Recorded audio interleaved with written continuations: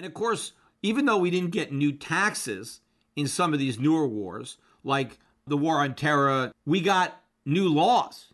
The worst one being the PATRIOT Act that was passed under George Bush. And again, this was after 9/11. We've got the PATRIOT Act, and this destroyed what was left of privacy in America between the anti-money laundering laws that were passed as part of and subsequent to the PATRIOT Act. Americans no longer have any privacy whatsoever. The government knows everything about you.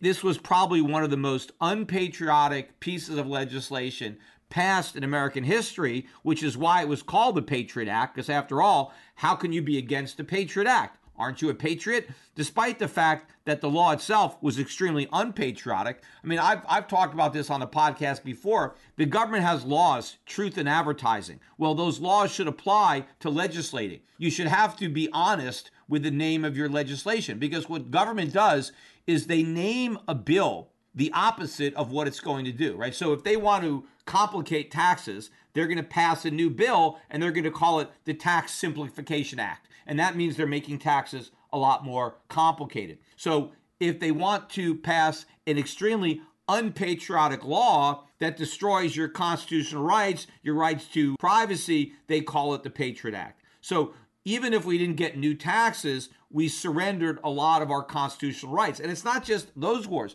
Look at the war on drugs. Where do you think we got the forfeiture laws from? That was all a byproduct of the war on drugs. Well, these forfeiture laws meant we forfeit our constitutional rights to due process. The government can just seize your property. There is no hearing. There is no due process. You have to try to sue to get it back. But a lot of our core constitutional freedoms are cast aside because there's some wartime emergency, whether it's a real war or some manufactured war that the government wants to create. They create a war, and then in the environment of this war, now they're able to do a lot of things. They're getting able to get public support for stuff that they never could do in peacetime because the public lowers its guard and people are afraid to be against it. Believe me, very few people had the guts to vote against the Patriot Act. I mean, especially the images of the terrorists taking down the Twin Towers, and the whole country had witnessed that, had experienced it, and now this is the legislation that supposedly is going to keep us safe.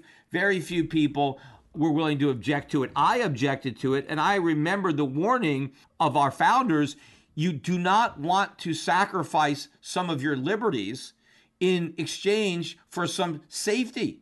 And the irony of that is when you give up your liberties because you think it's going to make you safe, not only do you lose your liberties, but you become less safe. You lose both. You make a deal with the devil, and you can't expect the devil to honor his deal. And that's exactly what we do with the government. Every time the government offers to keep us safe, if we'll only surrender some of our freedoms and some of our liberties, we lose freedoms and liberties, but then we end up being less safe in the process.